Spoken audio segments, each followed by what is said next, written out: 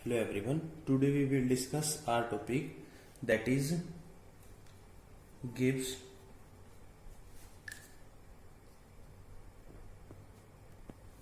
Helmholtz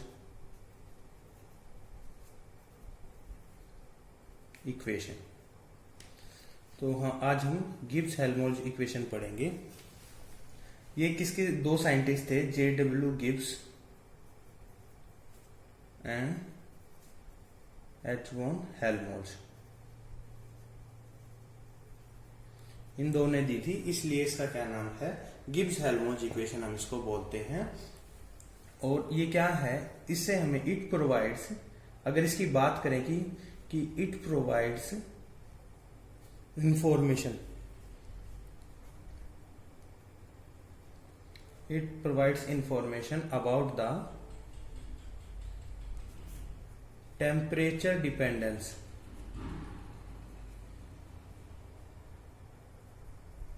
of Gibbs free energy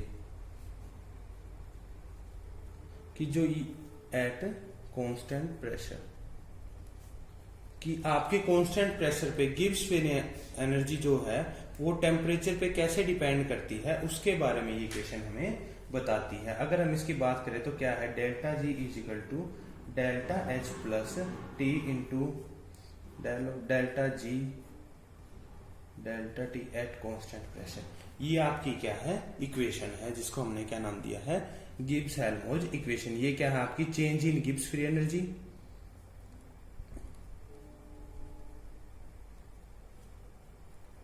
H क्या है,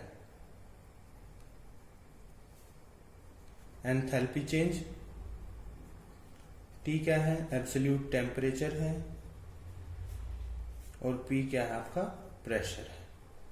तो ये हमारी इक्वेशन है जो हमें क्या बताती है कि temperature dependence of Gibbs free energy at constant pressure.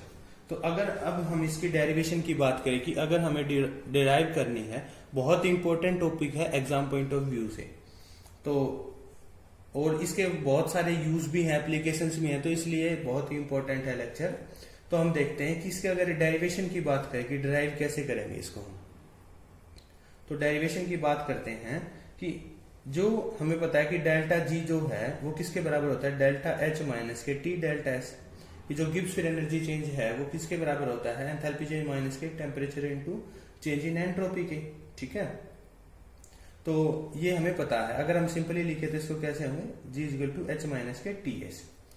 H जो है एंथैल्पी है वो किसके बराबर होती है, एंथैल्पी जो है आपकी H is equal to U plus के पी वी। ये हमें पता है कि आपका internal energy plus pressure volume work के बराबर होती है। तो जो ये वैल्यू है इसको हम इस इक्वेशन में पुट करते हैं तो क्या आएगा, G is equal to U plus के पी वी माइनस के टी एस। ठीक है, तो ये आ गया है ऑन डिफरेंशिएशन।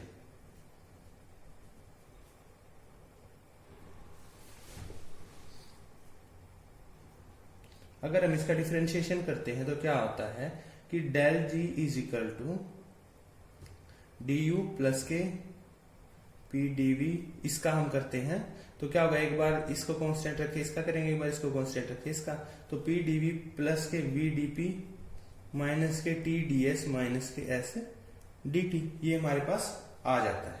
ठीक है, इसके अलावा हमें क्या पता है, ये हमारे पास आ गया। अब हमें क्या पता है कि जो डीएस आपका एंथैल्पी चेंज है, सॉरी एंट्रोपी चेंज, वो किसके बराबर होता है, क्यू रिवर्सिबल अपॉन टी के। ठीक है, इसका हमें पता है। तो ये टीडीएस जो है वो किसके बराबर हो जाएगा,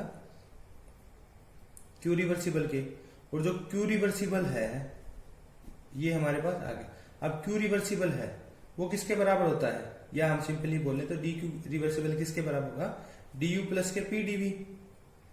ये हमें पहले जब हमने इसको शुरू में डिस्कस किया है, तो ये हमारे पास किसकी वैल्यू आ गई है, डी क्यू की वैल्यू आ गई है ये। ठीक है, और जो डी क्यू है वो किसके बराबर है, टीडीएस के बराबर है। यहां पे हम आसानी से देख पा रहे हैं। तो जो आपका टीडीएस होगा, टीडीएस किसके बराबर हो जाएगा, डी यू प्लस के पी डी वी के बराबर। दोबारा देखते हैं कि डीएस जो था हमारा किसके बराबर था, डी क्यू अपॉन टी के, तो टीडीएस किसके बराबर हो जाएगा, क्यू रिवर्सिबल। ठीक है, और जो क्यू रिवर्सिबल है वो किसके बराबर है, डी यू प्लस के पी डी वी के। तो जब हम इन दोनों इक्वेशंस को इक्वेट करते हैं तो इक्वेट करने से जो डी क्यू ये जो है टीडीएस है, टीडीएस किसके बराबर आ जाएगा, डी यू प्लस के पीडीवी के बराबर आ जाएगा। तो जो ये वैल्यू है टीडीएस की, ये जो टीडीएस की वैल्यू है, अब हम इसको कहां पुट करेंगे, जो यहाँ पे जो टीडीएस दिया गया है इसके अंदर पुट करेंगे। यहाँ पे एक बात का और ध्यान रखेंगे कि यहाँ पे जो साइन है वो कैसा है, नेगेटिव का है। तो जब हम इनको पुट करेंगे तो जो इनका निशान है वो भी कैसा हो जाएगा, आपका बदल जाएगा, पॉजिटिव वाले नेगेटिव में हो जाएंगे। तो जब हम उनकी वैल्यू को रखते हैं तो हमारे पास क्या आती है वैल्यू, कि जो आपका डीजी है वो किसके बराबर आएगा, डी यू प्लस के P DV plus V D P minus T D S minus के एस डी टी। ये हमारे पास शुरू में था। फिर हमने क्या किया, जो टी डी एस है उसकी वैल्यू को फाइंड आउट किया, किसके बराबर, डी यू प्लस के पी डी वी के। अब जो ये वाली वैल्यूज है वो हम यहाँ पे पुट करते हैं तो हमारे पास क्या आ जाएगा नई equation, D G equal to D U plus के P D V plus V D P minus, अब ये प्लस के दे दो माइनस के हो जाएगा, माइनस के डी यू माइनस के पी डी वी माइनस के एस डी टी। तो अब हम जब इनको कैंसिल आउट करते हैं, ये इससे हो जाएगा, ये नेगेटिव है, ये इससे हो जाएगा। तो हमारे पास क्या बचता है, D G is equal to V D P minus के एस से डी टी। ये हमारे पास रिजल्टेंट है जो आता है। एट कॉन्स्टेंट प्रेशर, कि अगर हम प्रेशर को कांस्टेंट कर दे तो क्या हो जाएगा, डीपी किसके बराबर हो जाएगा, जीरो के। तो जीरो इंटू वी क्या हो जाएगा, पूरी टर्म जीरो, तो डीजी किसके बराबर हो जाएगा, किसके, माइनस के एस डी टी के। ठीक है, तो DG upon D T at constant pressure is equal to negative of S के। तो ये हमारे पास एक जो है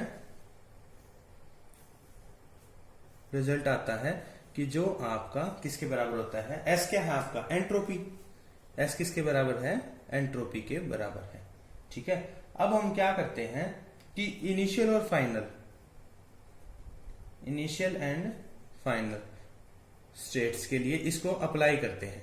दो स्टेट लिए हमने, एक इनिशियल कंडीशन ली है या एक फाइनल कंडीशन। तो for initial and final states, तो उस दौरान जो डीजी है इनिशियल के लिए लिखते हैं हम, वो किसके बराबर हो जाएगा, डीजी वन के, और जो एंट्रोपी है वो किसके बराबर हो जाएगी, एस वन।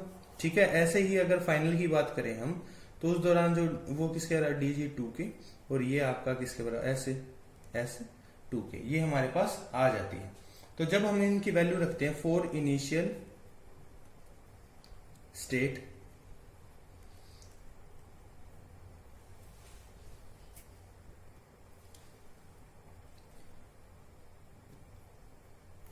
अब तो डायरेक्ट वैल्यू को पुट करना है हमने, ये किसके बराबर होगी, एस वन के। फॉर फाइनल स्टेट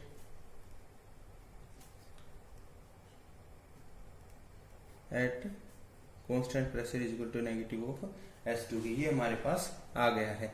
इसको आप ये भी लिख सकते हैं या फिर सिंपल भी ऐसे भी लिख सकते हैं इसको डायरेक्टली। तो हमने ये इनिशियल स्टेट और फाइनल स्टेट के लिए दोनों के लिए निकाल लिया। इसको हम इक्वेशन 1 दे देते हैं, इसको इक्वेशन 2 नाम देते हैं। तो क्या करेंगे, सब्ट्रैक्ट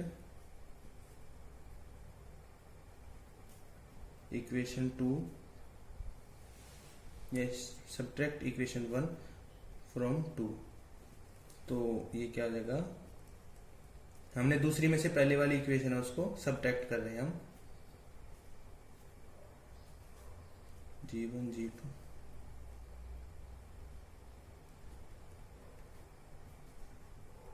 किसके बराबर हो जाएगा, नेगेटिव ऑफ S2 नेगेटिव में S1 के। तो ये कैसा हो जाएगा, नेगेटिव नेगेटिव S1 तो प्लस का हो जाएगा। तो इसको हम क्या लिख सकते हैं, S1 माइनस के S2,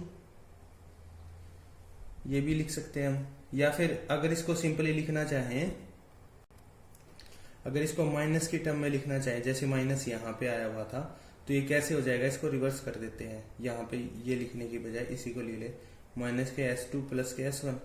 तो ये माइनस इसको कॉमन ले लेते हैं बाहर, तो ये किसके बराबर आ जाएगा, देखते हैं। ये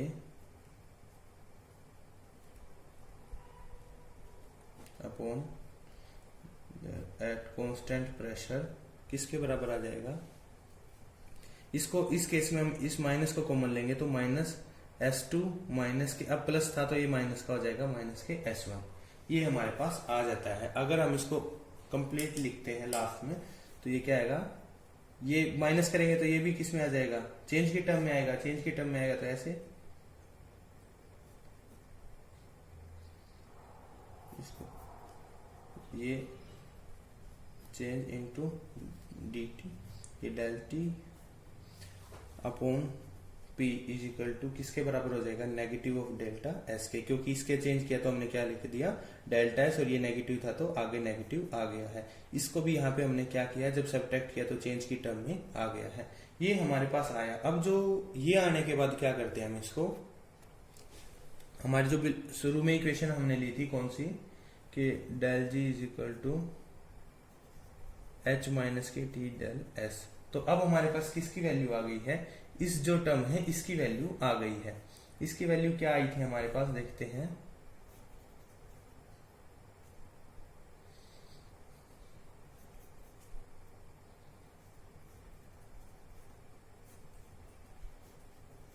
ये किस एट कांस्टेंट प्रेशर किसके बराबर थी, नेगेटिव ऑफ डेल्टा एस के। तो ये डेल्टा एस के बराबर यहाँ गई है, नेगेटिव नेगेटिव करेंगे तो क्या आ जाएगा, पॉजिटिव। तो जब हम इसको इस टर्म में, इस इक्वेशन में पुट करते हैं तो हमारे पास रिजल्टेंट क्या आएगा, is equal to delta H plus के टी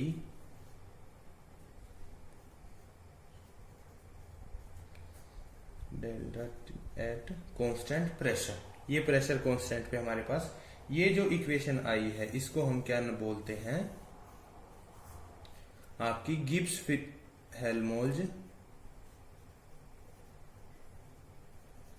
इक्वेशन, इसको नाम